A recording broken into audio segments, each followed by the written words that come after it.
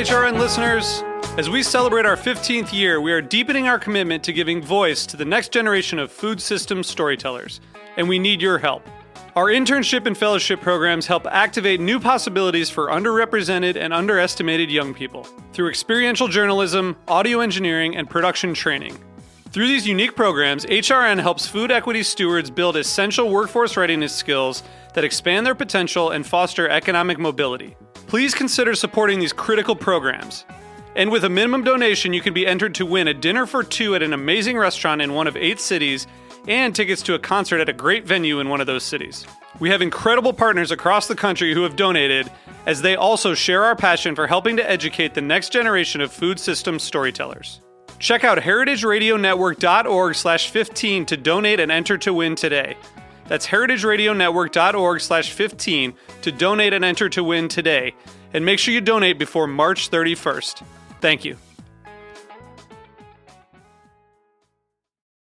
You're listening to Heritage Radio Network. Since 2009, HRN podcasts have been exploring the wide world of food, beverage, and agriculture.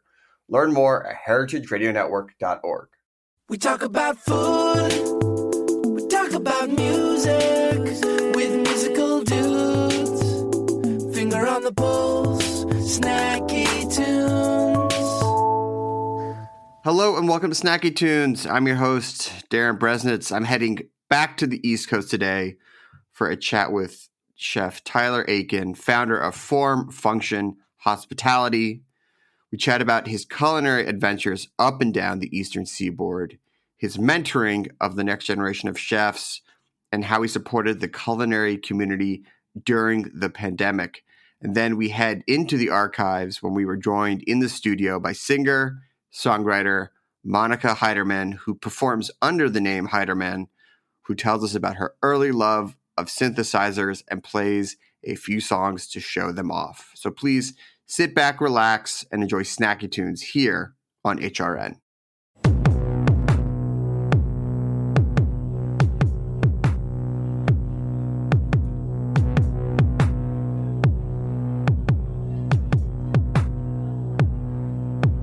Came here often just to break the glass.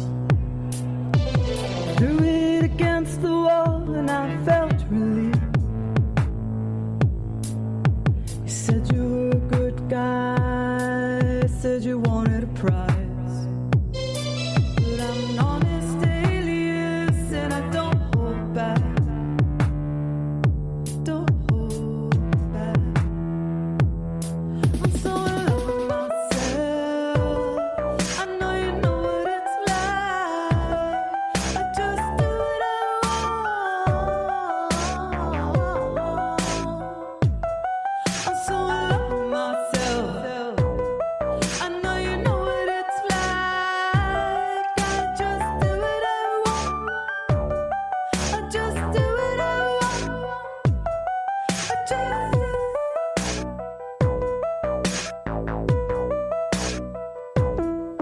The satisfaction is the sound of my mind, turning around and around and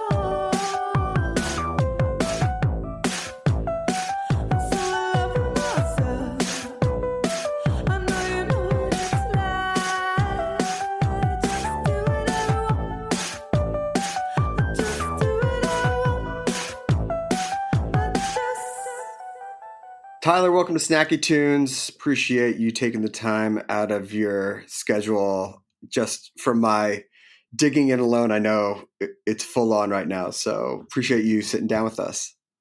Thanks for having me, Darren. Esteemed company, really honored and flattered to be here with you.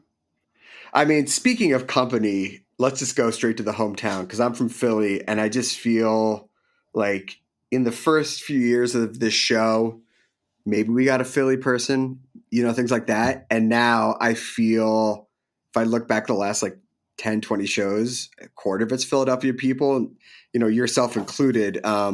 What's going on in the city? Like what's happening there from the ground up? I mean, it's incredible. When did you leave Philly yourself? Oh, I left when I graduated high school. I never went back. So it's 2000, but I go back every year. So I have I have a good idea. I mean, it's my hometown, so I keep abreast of it. But, it's like I think the last, Spraga I ate there and Fork and Form, which I'm blanking. I'm not saying the right restaurant name, but Fork. Fork. Yeah. It's like I've checked in, but it's not like it is today. It's wild, and I'll stop asking you questions now. But no, it's fair. You flip the mic around, whatever you want. I think I just to kind of illustrate the trajectory of the city and its food scene. I mean, I moved to Philly, I guess it was like 2012. And, at the time I had an opportunity, but kind of wanted to, and I had convinced myself it was the right thing to do to move up to Philly from DC, where I'd been for about 5 years. Wanted to be closer to home, in Wilmington for several reasons at the time. But, there were really I think there were maybe like 4 restaurants, maybe 5 restaurants that I felt like I'd really be happy at and would kind of continue me on the path that I wanted to be on. It was, which isn't to say that, there were more, that I was probably unaware of. Right. But, I have been in DC for a minute and, just kind of looking down from 10,000 feet, like, where am I going to be happy? Where can I keep developing as a cook and a chef?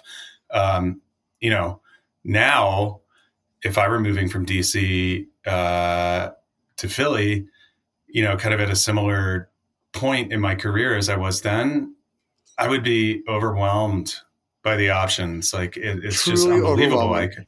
Like there would be 30 or 40 restaurants that I would be very, very happy taking the next step in my career at now. And it's incredible. I mean, on the one hand, that's amazing. It's great for diners. It's great for the community of chefs to know that there's so many of us kind of putting in the work and doing fun and interesting things, pushing the scene forward. But, the flip side of that, like the other edge of that sword, I guess, is that, and I think it's happened in almost every major market in the restaurant scene is it, it kind of dilutes the labor pool in a way.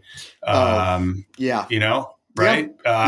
So it's, from an operating standpoint, it creates some challenges. From a consumer standpoint, cultural standpoint, it's like a blessing. It's unbelievable. Sure. And it's a diverse amount of owners and operators when I feel like it used to be, you could count them, a lot of restaurants and maybe 4 or 5 restaurateurs who are behind them. And, you mentioned Wilmington, Delaware, which I know is where you grow up. We haven't had, you may be our first chef who's actually from Delaware on the show. And I always felt that like Philly had that New York chip on his shoulder. Does Wilmington, Delaware have the Philly chip on his shoulder? Can Philly actually be a chip on someone's shoulder? Or is that just me, being hopeful about Philadelphia pride? I think the vibe between Wilmington and Delaware, as somebody who grew up down there, is like I think we, downtown Wilmington has its own thing going on and its own, exciting course that it's on as far as like restaurants are concerned. There's been several cool places open the last few years. There are more in the pipeline. Proud to be a part of it.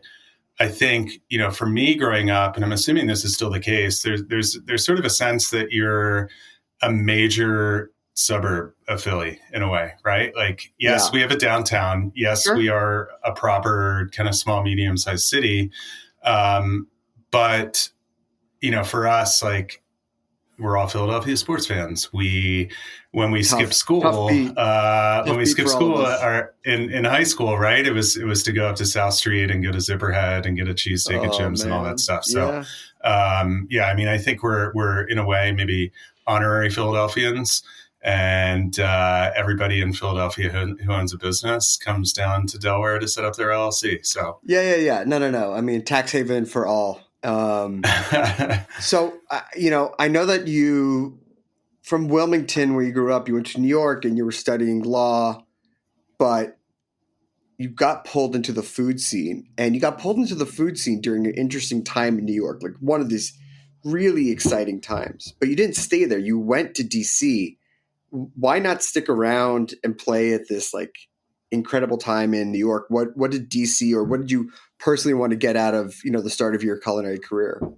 So there's an air gap there in my biography. I actually I went to NYU for my freshman year. Had been recruited to play soccer there, and like I enjoyed New York a little too much. I mean, I was closing out bars. Loved it. I would say I was overwhelmed by the pace and energy, and like the fact that NYU didn't really have a campus to speak of. I kind of came back to University of Delaware with my tail between my legs and finished up down there. And then, followed a girl down to DC who had taken a job down there. Oh, there you go. There it is. Hey, me too in Austin, buddy. Me too in Austin. Yeah. I didn't know what the hell I was doing with my life at that point. Sure. She was from a hospitality family, Chicago originally. And I just kind of caught the bug. I mean, it was like a lot of people, I think, who are my contemporaries. It was a combination of, maybe like Bourdain was our proximate kind of inspiration. But for me, growing up, food was a big part of our family. My mom cooked dinner every night. My grandmother cooked amazing dinners for holidays. My sister always had like Food Network on, so the early years, like I literally remember, I think like that first episode, I remember watching the first episode of Malta Mario where he mangles his hand on live television live. I don't know if we're allowed to talk about Malta Mario, but I will. Sure. Three fat ladies, all that stuff. It was grilling and chilling. It was just like a fixture in our living room. So, I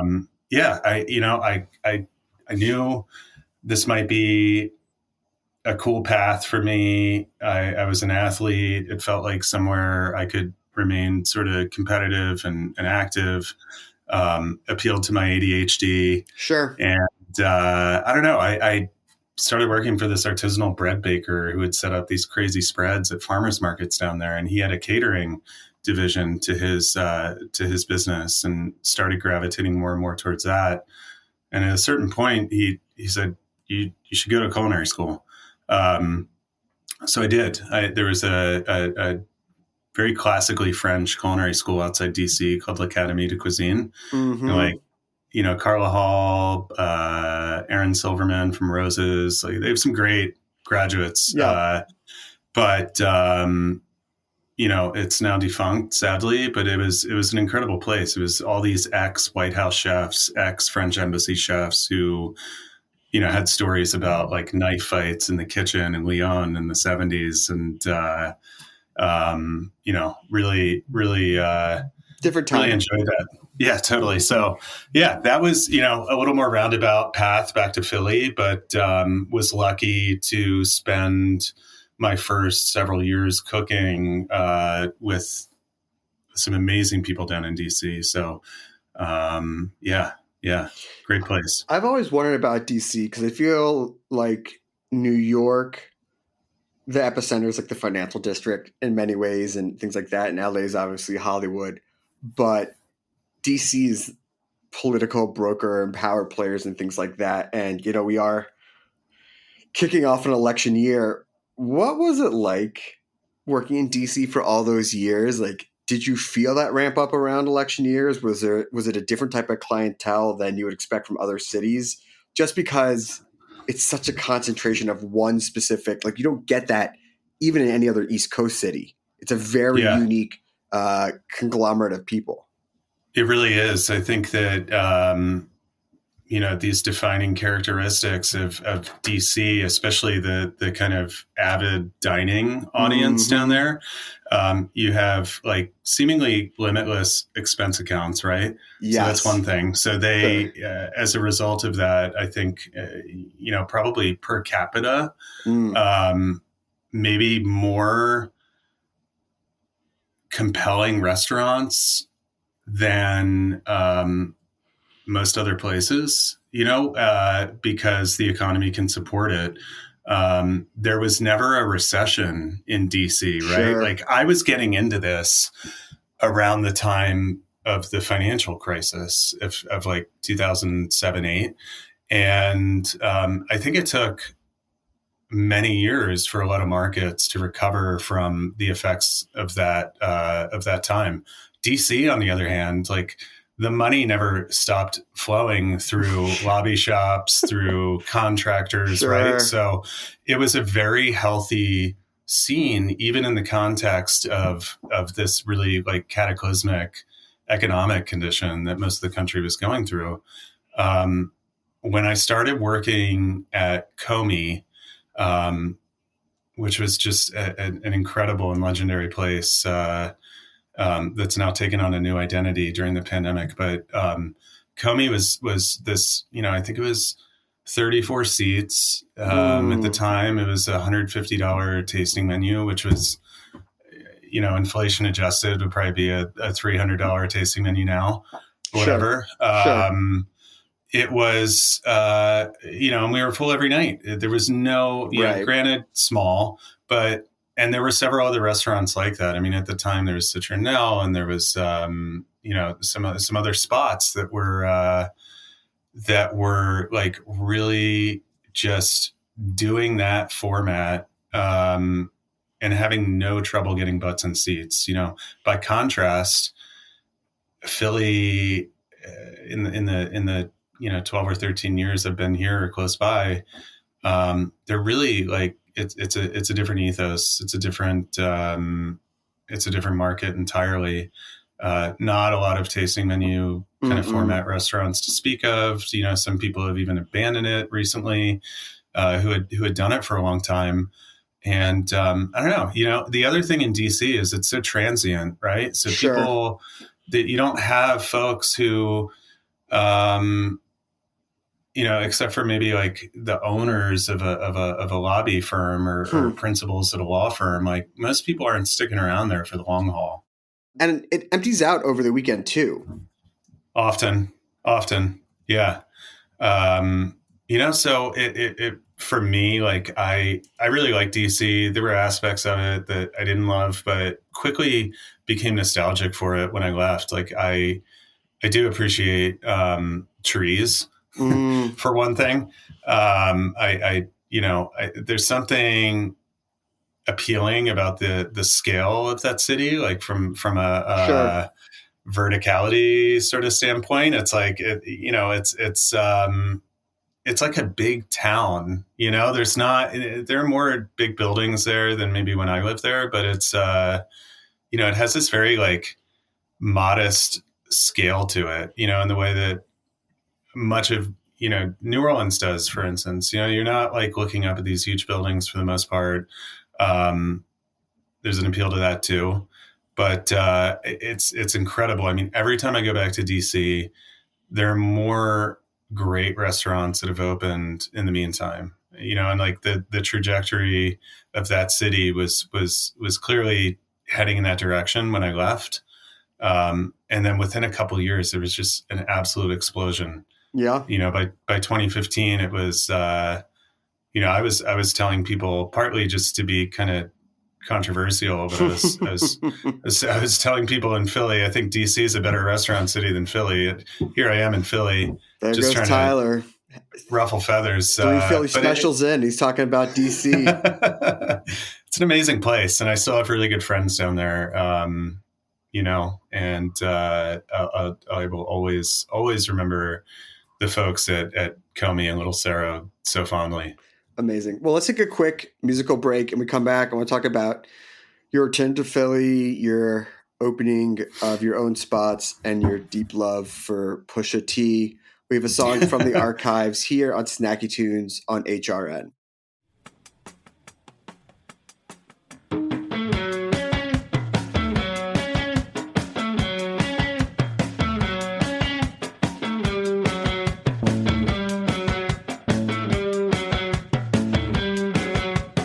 Backyards, keep 'em cut.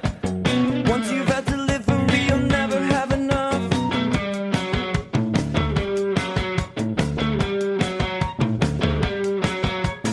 Back doors, keep 'em locked.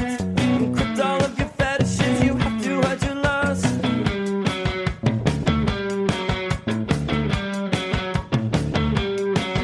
From the common law, karma gods, revoke all of your etiquette, rescind all of your trust.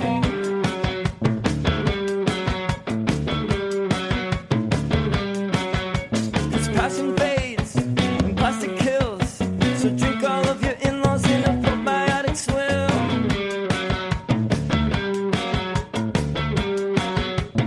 Learn to define your needs. Your need is greed. Learn to define your needs. Your need is greed.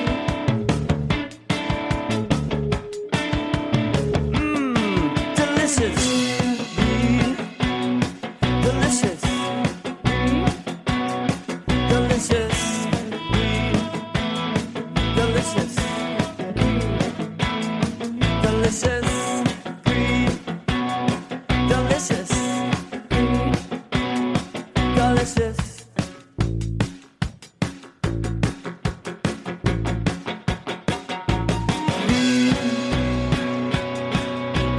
Greed.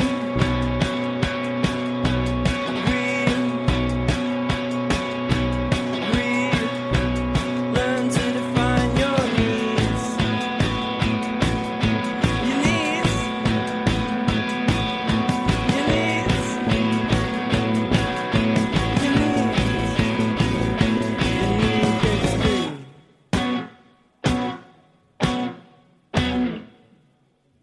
Welcome back to Snacky Tunes. We're here with Tyler Akin, founder of Form Function Hospitality. So you leave DC, you return to Philly, you're over at Zahav, which, at the time, still one of, bar none, the best restaurants in the city. And you can pull out from there as well to maybe say the country, East Coast. When did you start thinking that it was time for you to strike out on your own? Immediately. I was Wait, immediately, from when you graduated, or the first time you stepped into a kitchen? I always wanted to do my own thing. I would say I got a little bit of a later start than some people do, right? Because I took these detours through a year of law school that didn't work out and kind of exploring some other things. So I always had this idea in my head that I would, I wasn't going to be like a lieutenant for a celebrity chef for a decade before I did my thing. I wanted to get out on my own. So, really from the outset, when I got to Philly, I was on LoopNet and Craigslist and not working with a broker or anything, but just pounding the pavement, looking for services that could accommodate one of the ideas I had kicking around. And this was pretty much right out of the gate. I was on my days off. I was going to look at spaces and writing kind of napkin business models and investment pitches to people in my orbit who I think might be able to support that. So yeah, it was right away. Yeah. What were those first few years like? Did you feel that you had learned enough? Did you feel that actually getting a later start was better than just jumping into it at a younger age? You never forgot your first one. So what was that journey Yeah. like? I thought that I knew I knew that I could work hard, and I knew I had stamina. Um, I think the dynamic when I think back to Zahav in that era and like what was asked of us day to day, Mm-hmm. expected of us, kind of who survived those expectations and persevered and stuck around. It was like really, anybody past the fryer station or like, which is cold, what's cold side as well, was a thoroughbred. I mean, truly, Yeah, like it I was, get that. we're talking like you had the same level of energy when you got there as you did at 1 a.m. when you were mopping and scrubbing. It was just like the competition on that line was Deep. it was deep, and it was like it made me I think the cook that I am. And I felt like I was, whatever restaurant I was going to do, it was going to be small enough where the stakes weren't so high that I was going to lose anybody a fortune. If it went wrong, I probably wasn't going to be like carrying a bag of debt around for the rest of my life. Smart. I didn't have a family, so Smart. I wasn't going to, end up on the streets with no roof over my kid's head. It was pretty. I would say the stakes were relatively low. All the different things that I was imagining I might do. So I don't know. I felt like I could do it. Yeah. I don't know. I mean, and it goes well enough that you open up other restaurants, and then you start to eye opening back in your hometown of Wilmington. How did you balance it? How do you know when it's time to, like, okay, I can open up another spot. I can open up another spot in Philly. I can go to DC and open up another spot. Like, how do you start to get these practices in places and expand while still keeping the same quality? It's a lot less methodical than I think you might be implying with that question. To some extent, it's like an opportunity falls in your lap, and it makes mathematical sense. You feel like that last place is stable enough now in terms of revenue and staffing that you're not going to pull the rug out from underneath yourself by doing something else. These places that I had in Philly, and by the way, I closed all 3 of them during the pandemic.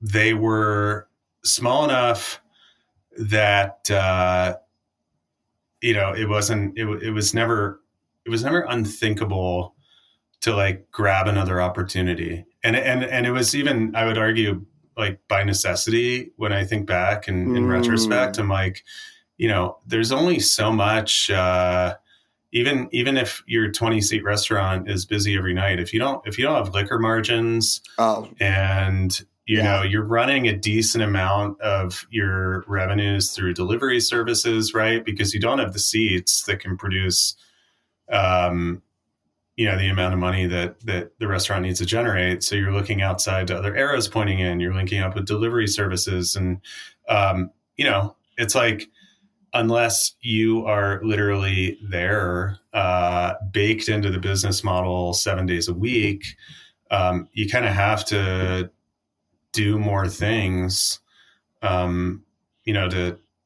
to provide in advance, and I think that began to feel especially urgent when I had my first daughter. Kids will change the whole equation. Yeah. So you mentioned having to close your restaurants during the pandemic, and I don't want to jump too far ahead, but I know that 2020 was an especially big year for you because that's when you end up opening up your first spot in Wilmington at the Hotel DuPont, and the pandemic hits, and you're making all these decisions, and so you're starting this new venture, you're closing these new spots, like emotionally in the headspace, like what were you in? Because on the other side, if that wasn't enough, you also get involved with the IRC and you're helping to like lobby, and even though you're juggling your own businesses, like helping other people. Like, take us back to that time, and how did you prioritize, what you need to do to survive and what you need to do to help the larger community? Yeah. Things kind of work out the way they're supposed to, Sure. I guess. I think about that time. And by the way, it was not the plan to close these restaurants in Philly. I was proud of them. Sure. They were stable, if not throwing off profits that were going to make anybody rich. Like it was Enough. They were in their own ways, like beloved by their respective neighborhoods. I had teams that I personally valued and loved. And it was, I saw the promised land, right? Like I had this thing at Hotel DuPont. It was the first project that I had done that was really properly developed, where there was like a branding exercise with a branding agency. There was PR involved. There was, I'd always been kind of like punk rock DIY, like I'll never have a publicist. I'm now married to a publicist, by the way, and I love her, and she makes this all possible. But it was like an architect, a general contractor. I mean, I had done restaurant projects where we should have had a GC and we should have had permits, but we just put paper up over the windows and did the work quietly. Of course. So it was like, okay, this is like the real deal. I made it. It's 100-seat, 150-seat restaurant coming online. It's going to produce enough revenue that I can start having people around me who can help me kind of like run around between these places. And that was the challenge of those little spots, is like the little places, they have all the problems that a big restaurant has. Of course. You just can't really afford the right amount of management to help you deal with all those issues, right? So it's just like chaos all the time, always something on fire.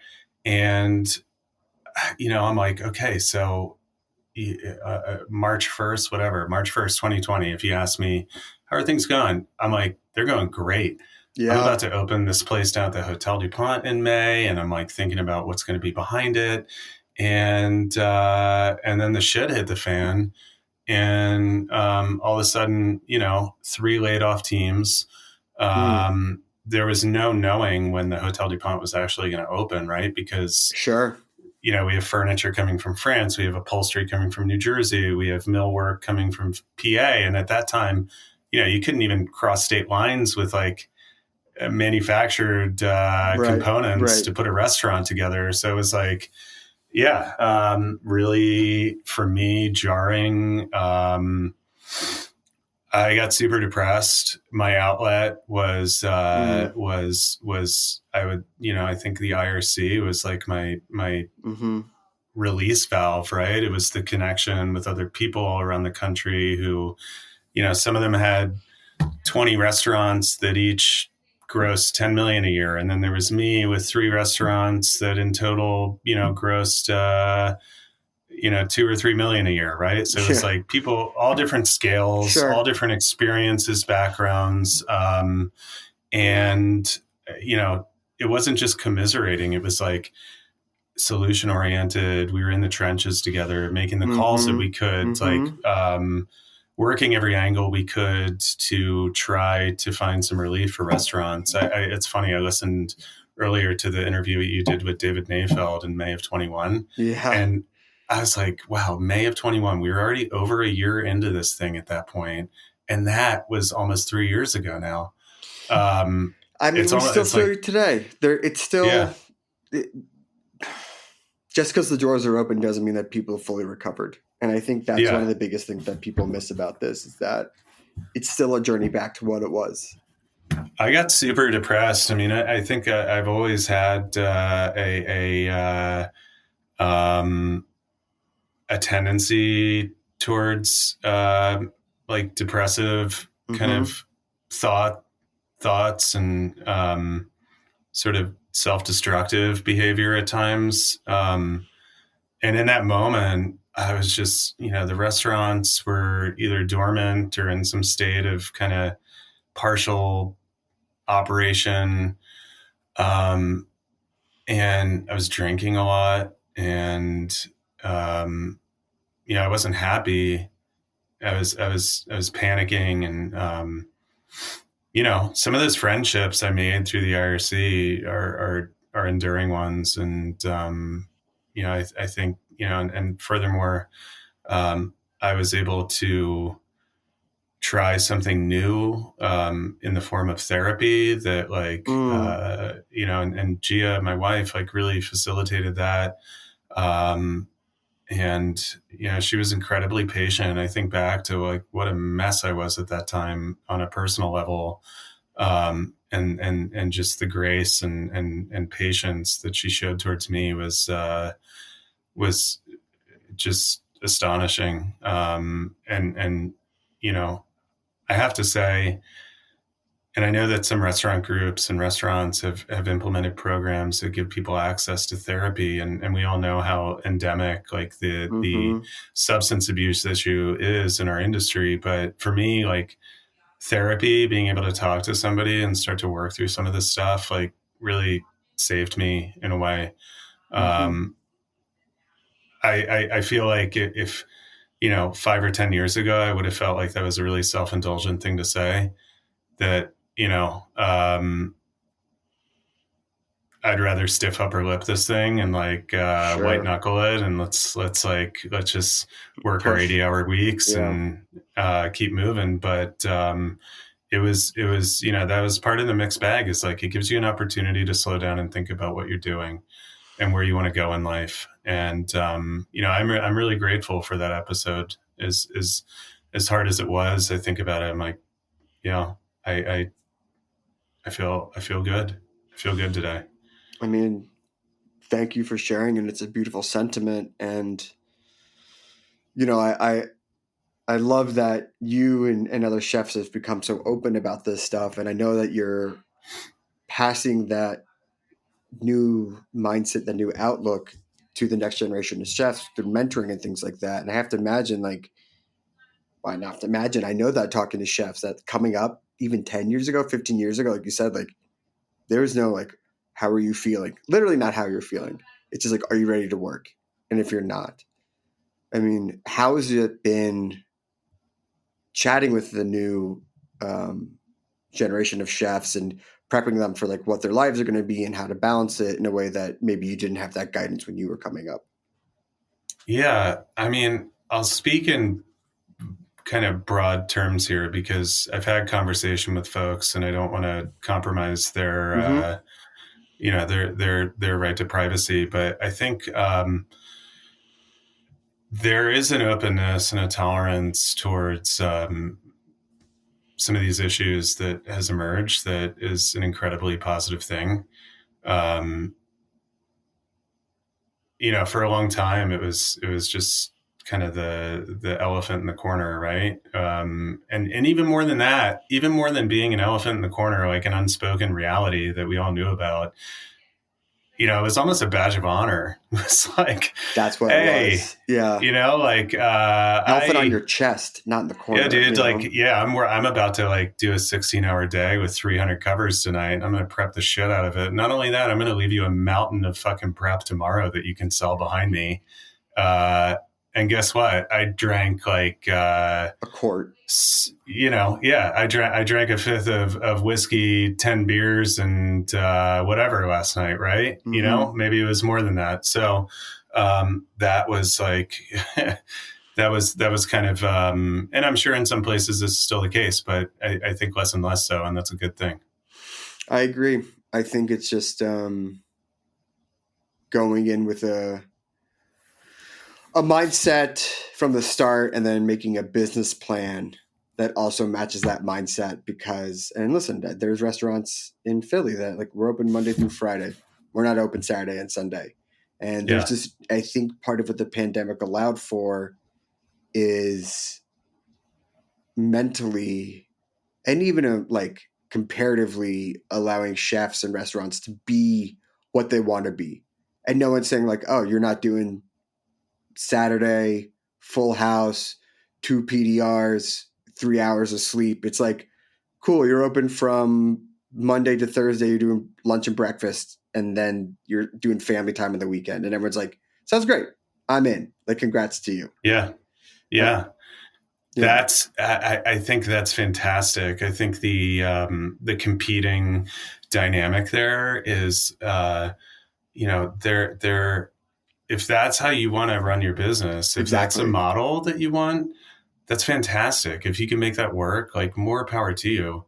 You Yeah. know, if you can find a way to set your business up so that you don't have to be there 100% of the time, and you can actually like not miss your child's entire childhood, that's incredible. If you Like, could kiss that it in should the be the morning goal. or at night or even both, Yeah. wonderful. Right. Wonderful. But there's still this kind of Yeah, like lingering. I know. There's this lingering expectation, I think, in certain corners of food media, especially critical food media, that like, if you're not doing that like 40-seat passion project, and when I pop in anonymously, if you're not there like sweating on the line each of the 3 times that I come before I write the review, there's this. It's kind of like glorifying the alcohol and the drug use in a way, right? Where it's there's this view again in certain quarters of the food media where it's like, I want to see you struggling.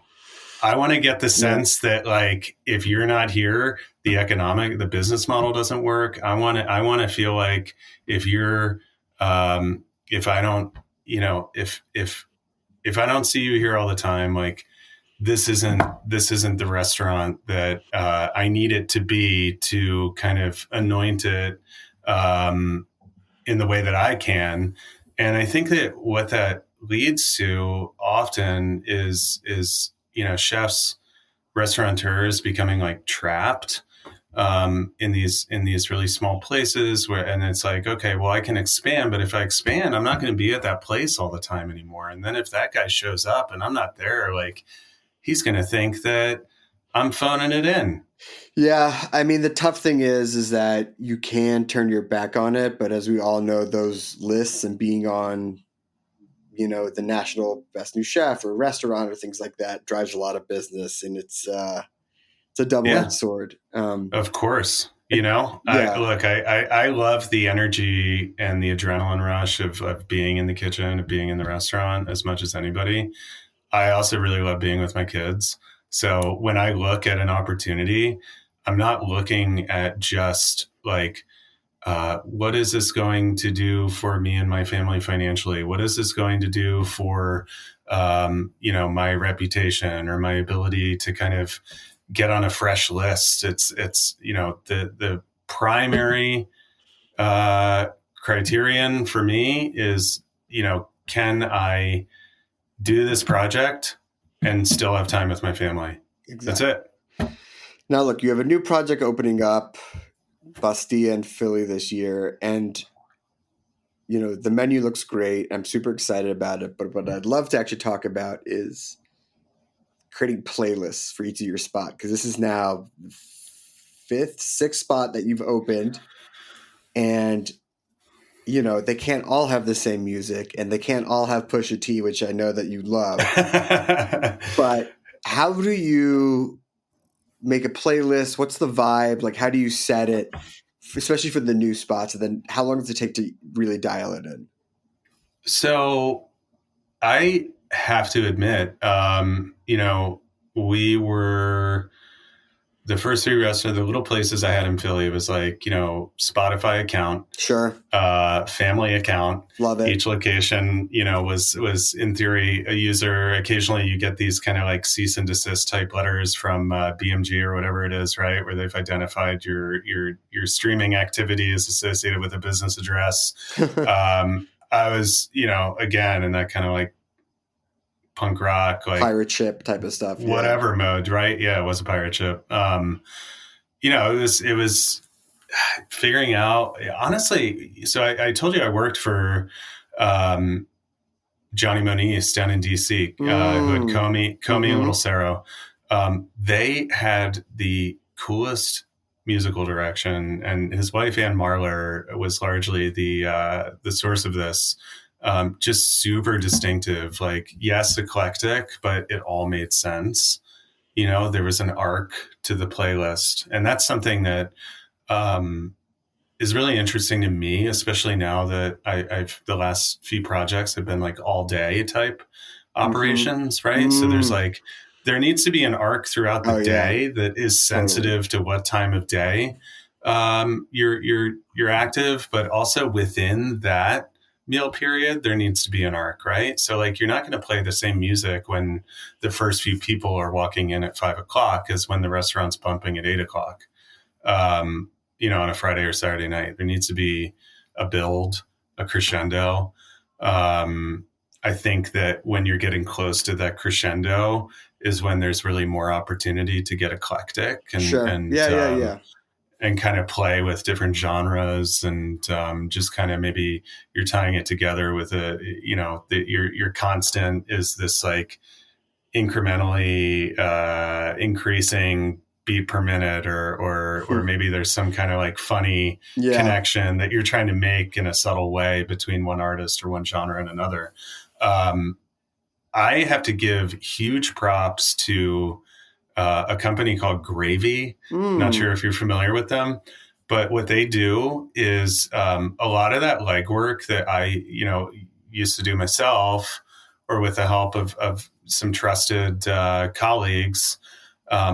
This is a service that, they handle the licensing, so you're not going to get those cease and desist letters anymore. And it's actual people. It's not like, kind of an algorithm. It's not like it's not a Muzak kind of algorithm that's spitting out a playlist for you. These are like real people. They're true music nerds who staff this company. Awesome. And you can call them, like, if you have a special event and you think that what's going to match that event. I feel like I'm doing an advertisement right now, and I apologize, but everybody should know about Gravy because they're really amazing. You'd be like, I got this thing coming in, like this is the vibe, and this is the food that they want served. And I'm thinking that we can lean into the Rat Pack tonight, or you know what I mean? Right. Like, let's do a tonight. Like, they will turn around a playlist of that for you quickly. And not only is it there for you, it's sick. Like, I couldn't have done a better job myself. So huge fan of them. And as I have, had myself spread a little more thin, I love like having competent partners who are really, really good at what they do. I used to try to own everything. And now, I see more and more like the utility in having longer, deeper relationships with people who are much better at doing that thing than you are. How you get better yourself. Yeah. Well, Tyler, I can't thank you enough for making the time and sharing so much with us. If people want to check out the restaurants or hospitality group, or just follow along with your adventures, where can they go? So, upcoming restaurant at Bastia Fishtown, right? So that's going to be in a 50-room boutique hotel in Fishtown. At Le Cavalier, DE is the restaurant at Hotel DuPont in Wilmington. I'm at Tyler_Akin. I'm only on Instagram, really. I'm not TikToking or tweeting. It's fine. It's, well, thank you so much. Thank you to Bailey for setting this up. We have another song from the archives, and then a live performance here on Snacky Tunes on HRN. Nothing has any meaning. It doesn't mean anything. Like an ocean without any living creatures, but just keeps existing all alone, empty and on its own. Yeah.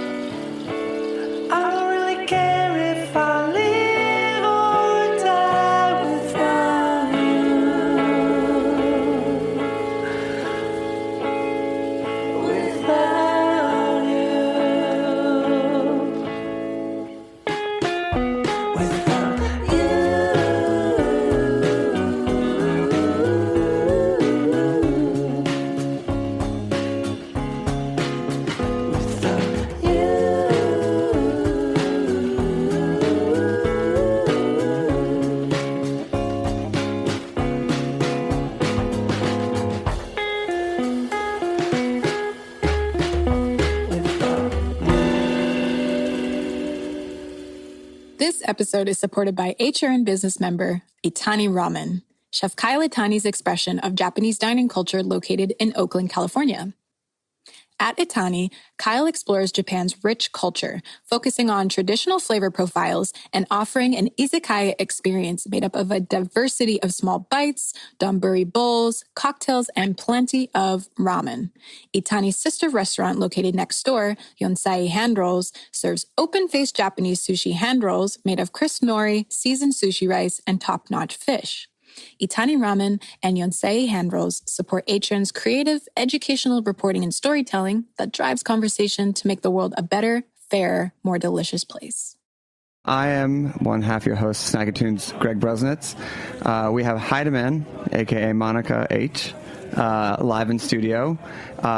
Thanks. Big shout out to Andrew J6, as he is in our from J6. Andrew from J6. I don't even know if he associates that, but that's how he is in our phone. Yeah, we both realized we both have him in our phone that way. Yeah. Many bands ago. Many bands ago. Speaking of many bands ago, you've had many, many bands. I have. You want to rattle off some of the former projects? Currently, I have this project, and then I also play synth in the Wall McLean, and also has a great band from Denmark, and also half the time in New York. I was in a pop band called Xylos, where I was singing, and then before that, I had kind of a solo, kind of proggy, jazzy rock thing under my own name once again. So you started 10 years ago, you were saying, with your own name project, and now you've dropped the first name, you're just going by a last name. Mm-hmm. What was the decision to, or is there any tie between the former project and the current project, or is it just in name only? Just in name. You know, my cells regenerated, so I got a new name. Let's just talk about Wall McLean for like half a second. Yeah. Because I saw you play at what is now another defunct venue, Cameo. Oh, yeah. That show was amazing. Oh, yeah. Which one did you go to? The last one or one of the first ones? The last one. Oh, great. I was out sick and was like, I will just like try to make it for the second one. It was great. That new record is great, and the band put together is awesome. Yeah, it's been great playing with them. So let's talk about the current project and how do the songs kind of come together? Like, where do you pull the inspiration from for this, kind of given 10 years of synth playing and your history? Well, I think it really came from playing in bands for so long, and I never really got to create things on my own, either out of thinking that I couldn't or just not wanting to, or not even thinking about it really. And I think after, what's that? I was gonna say, why did you think you couldn't? I think because at the time I wasn't like super into electronic stuff or production, and I was just more like, oh, I'm a singer, and I like synths, but like I'm never going to, or not I'm never going to, but like I was more focused on like being a singer, I guess, and like writing songs, and I would write with bass or bass synth a lot, and like have a lot of make connections with like harmony and bass lines and melody and stuff, but I never got into the technical aspects of it until I kind of decided that I wanted to, and of course there's like a learning curve involved to get past the technical stuff, but I just kind of like broke my brain against it for a couple years. It's amazing. Still am. But yeah. But it's amazing how people feel like, I'm too old, or right. I can't do that. And then you just kind of put like one little small foot in front of the other. And yeah. you're like, oh, I learned this synth, or I learned this like arpeggiator, or like anything. So yeah, I think also, I mean, I've always like loved synth since I was a child. And, I just never, they kind of intimidated me, to be honest. Like once I actually had like a real one in front of me. What was the first one that you kind of broke your head against but felt that you mastered? The first synth that I got was the Korg Poly 800, which actually isn't like the easiest synth to really learn as far as Like you started on medium. Yeah, it was like a relatively inexpensive synth, but to program that is sort of a huge pain in the ass, and it's not a very good synth to mess with in a live setting. It's more of those kind of synths that you just find your sound and like hope and then go with that for whatever song. I mean, unless you mod it and get all crazy with that, but I haven't done that yet. I mean, there's still more to learn. It seems endless. Yeah. And there's the whole modular world, which is really like taking off and has taken off. And how did you teach yourself, or where did you start? I had, some friends. I would ask them things and annoy the shit out of them, and I literally like couldn't understand it. Like there's like certain concepts of it just like would not integrate themselves in my brain, and I was just like, oh my god, why can't I learn this? And I felt really stupid. And then like I just would remember just like staring at a synth and like and then all of a sudden like this thing just like opens up in your brain, and it's like this huge epiphany on like how it works, and you're like, oh my god, I can get this now. And then there's like another layer, and it keeps like going and going. Can we hear a song? Sure. See how effortless that was? Yeah. What are you going to play for us first? I'm going to play a song off my newish EP. It's called So in Love. I'm So in Love. I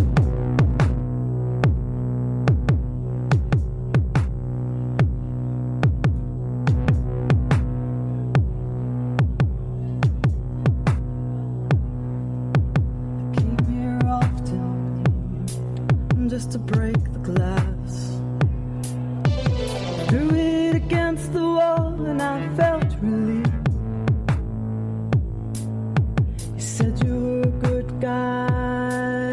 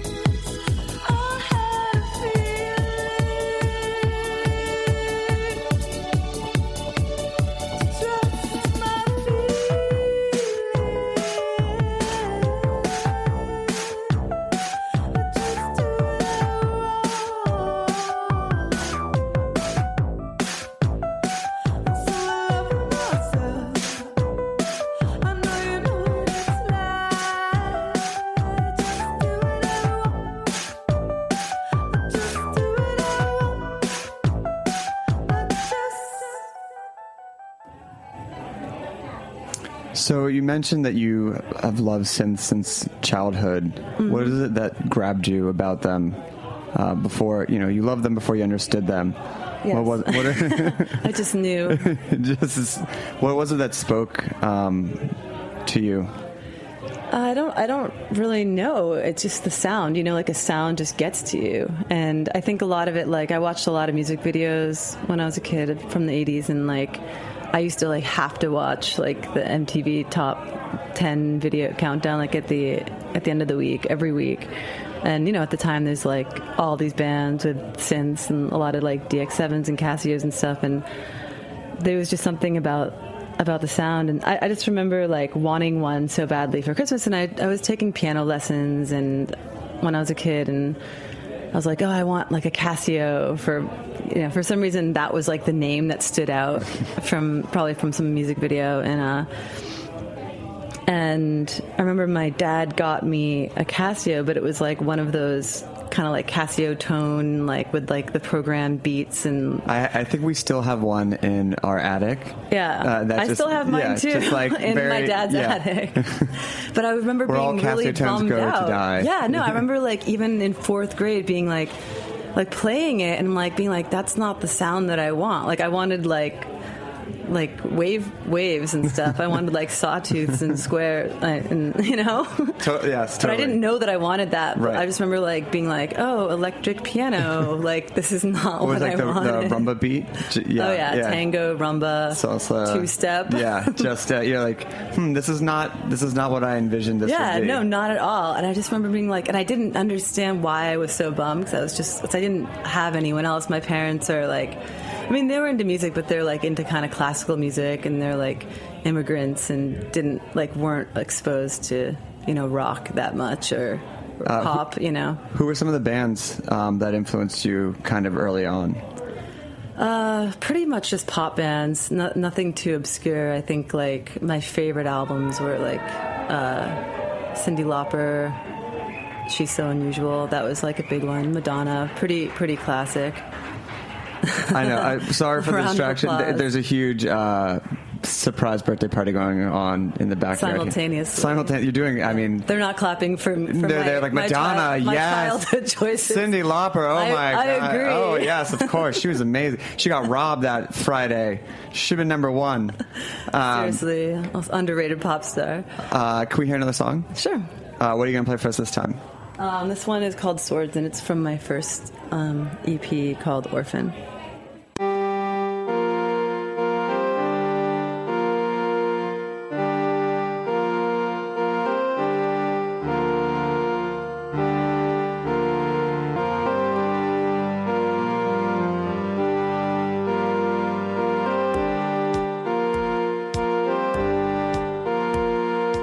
Everyone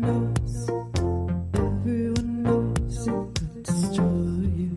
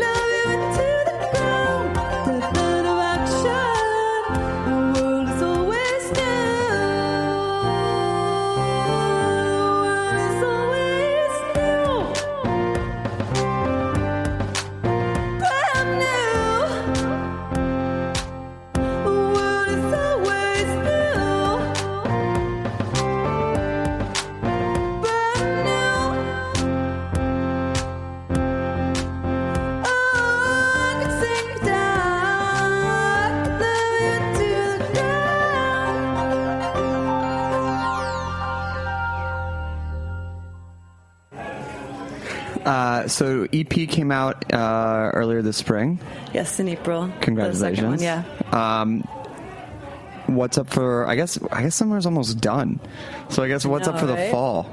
Man, that's like heartbreaking that summer's almost done. I know, like got all of a sudden cold. Not cold, but Yeah. like, a balmy 80 this week, and you can kind of feel the Yeah, you can feel the it's like fall creeping in. Yeah, that's okay. How's your fall clothing all game? right.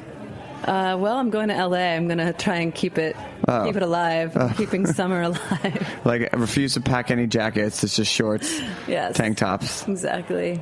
So LA, any shows coming up? Yeah, actually, I have one at Come On Everybody. Oh, amazing. When September 1st. Oh, perfect. So, yeah. Great. You should come. Yeah, of course. Who else is playing?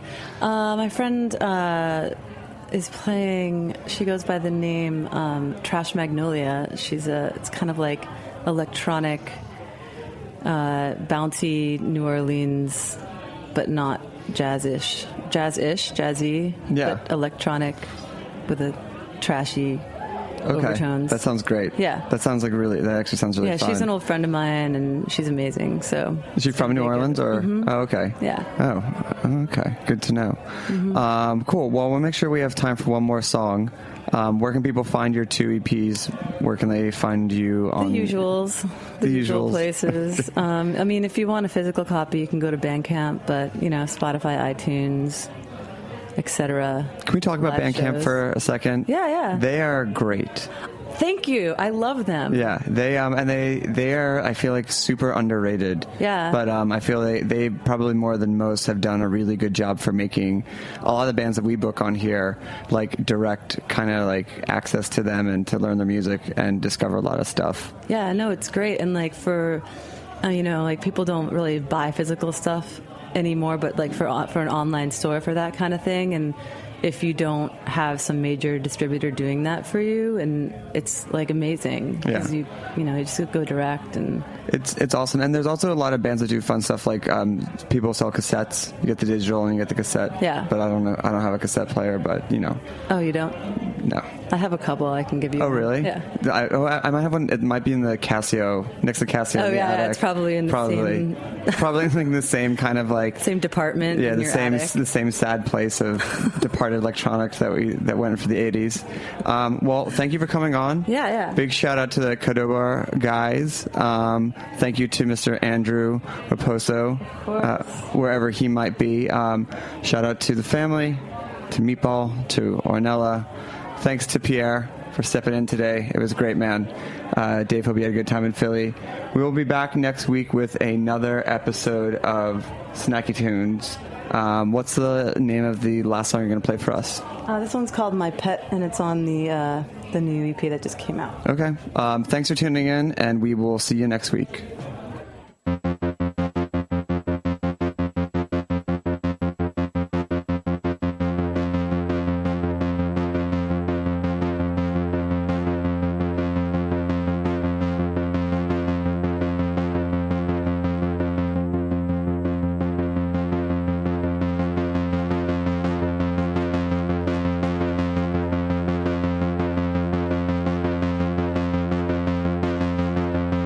My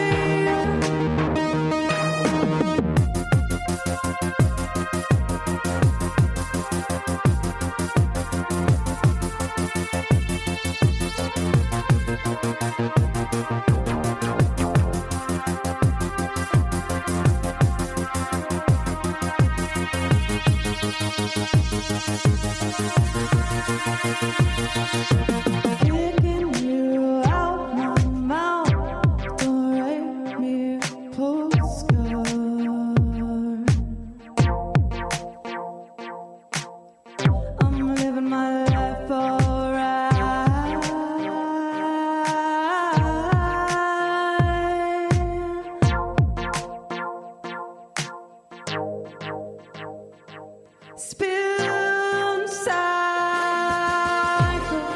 on my shoulder, trapped to this.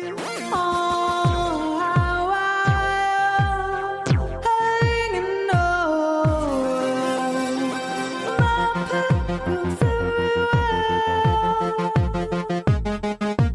with me. He's in my cab, follows me through the city. Shoulders are getting heavy.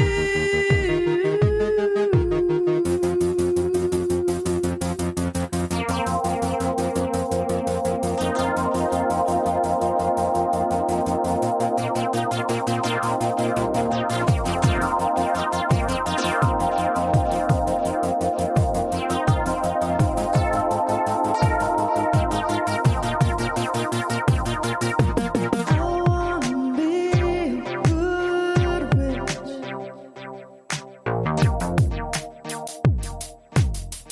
I wanna be a good witch. I wanna be so nice like that.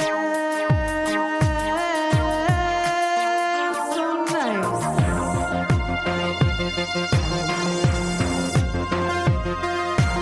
With me.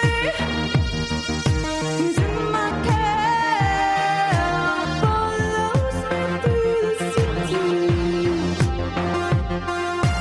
Shoulders getting heavy.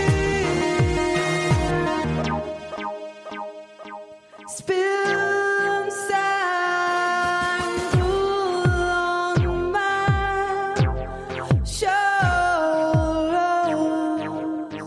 trapped to these on a wire, hanging on.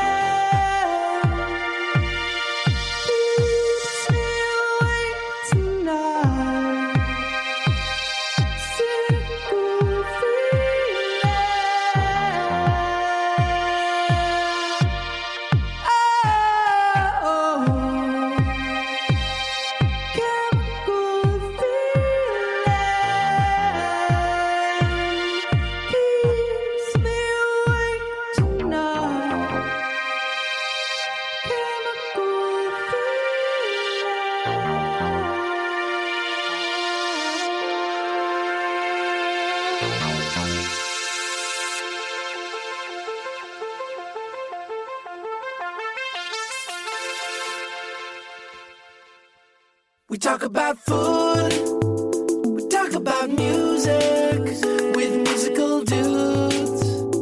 Finger on the pulse, snacky tunes.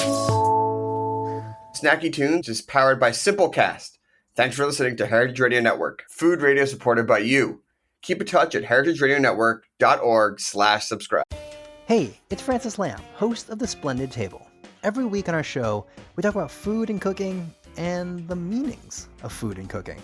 We talk with the most interesting people in food about their techniques, their culture, and everything in between. Whether it's about how fried chicken took over the world or how Instagram changes the way people are actually eating. It's a food show where everyone is welcome. Come join us. You can listen to The Splendid Table wherever you get your podcasts.